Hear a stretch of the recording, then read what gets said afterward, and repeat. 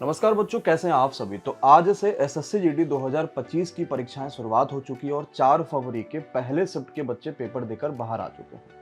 अब हम इस वीडियो में ये समझते हैं कि आज का पेपर कैसा रहा और किस तरीके के कितने अटेम्प्ट करना सही रहेंगे। साथ ही साथ आपको ये भी पता है कि एसएससी ने सभी परीक्षाओं के एनालिसिस पर बैन लगा दिया है। तो क्या क्वेश्चन पूछेगा ये बताना वैसे भी वैलिड नहीं है, तो हम लोग लेकिन किस तरह का लेवल था इन सभी चीजों पर बात करेंगे।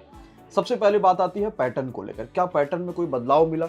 मतलब पिछले सालों में एसएससी का जो पेपर था जीडी का, उससे क्या कुछ अलग देखने को मिला? तो बिल्कुल अलग नहीं है। जैसे पिछले सालों में पेपर के लेवल्स के पूछे जाते थे क्वेश्चन, वैसे ही इस बार भी रहे हैं। इस बार नया क्या आपको देखना है, एक तो हमेशा जीके जीएस में आपको इस चीज पर ज्यादा फोकस करना है कि हम स्टैटिक पर ज्यादा चीज कमांड रखें और नई चीजों पर ज्यादा फोकस रखें। एसएससी हमेशा से वही करती है।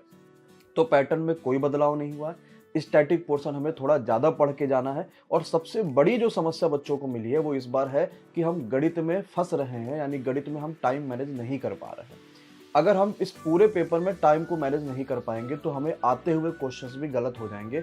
इसलिए हमारा सबसे पहला फोकस ये होना चाहिए कि हम उस पूरे पेपर को कम से कम 2 से 3 बार जरूर पढ़ लें। मैंने कल भी बताया था कि 1 घंटे का पेपर होता है, 80 क्वेश्चंस आपके पास हैं। आप कोशिश ये करिए कि पहले 30 मिनट में सारे वो क्वेश्चंस कर डालिए जो आपको आते हैं, जो आसान है।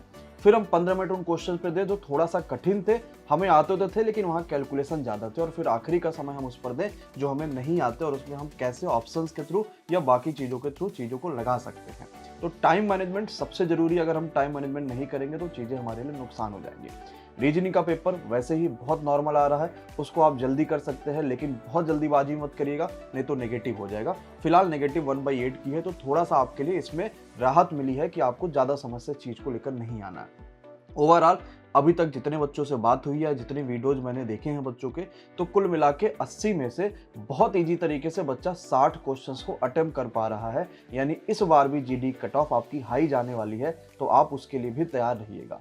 कोशिश ये करिए कि 70 इसके आसपास का आप अटेम्प्ट कर पाइए तो बहुत बेहतर है। अदरवाइज 60 बच्चे लगभग अटेम्प्ट इजीली तरीके से कर ले रहे हैं, आप इतना कर लेते तो भी बेहतर है। गलतियां कम करिए, टाइम मैनेजमेंट पर ज़्यादा फोकस करिए, जो नहीं आता उस पर समय थोड़ा कम लगाइए और अपनी चीज़ पर ज़्यादा फोकस करिए। इससे ज़्यादा जरूरी ये भी है कि कल क्या पूछा जाएगा या कल के लिए बच्चे क्या पढ़ कर जाए, ये सबसे जरूरी होता है। इस चीज़ को देखते हुए एमडी क्लासेस हमेशा से एक नया ट्रेंड हम लेकर आए हैं, वो है सैंपल पेपर का। और ये सैंपल पेपर होता है आगामी दिनों में क्या पूछा जा सकता है इसके लिए। तो एसएससी जीडी में कल या बाकी के दिनों में बच्चे क्या पढ़ कर जाएं, किस तरीके से क्वेश्चन पूछा जाएगा, इसके लिए हम लोग शाम को 6 बजे, 7 बजे और 8 बजे सैंपल पेपर लेकर आ रहे हैं। और ये आपका SSC mania by MD classes के यूट्यूब चैनल पर चलेगा। और बच्चों, अगर आप जीडी के स्टूडेंट हैं और आपका जीडी में आगामी पेपर है तो आप इस सैंपल पेपर को मिस मत करिएगा। आप एमडी क्लासेस के पुराने सैंपल पेपर को देखिए, बहुत क्वेश्चन हुबहू फंसे और बच्चा खूब बड़ाई करता है जब पेपर देकर आता है। तो आप भी जीडी के लिए SSC mania by MD classes पर शाम को 6 बजे, 7 बजे और 8 बजे आइए। यहाँ सैंपल पेपर को देखिए और अपनी तैयारी में 4 चांद लगाइए और इस बार जीडी में बढ़िया करके आइए। धन्यवाद, शुक्रिया, थैंक यू सो मच।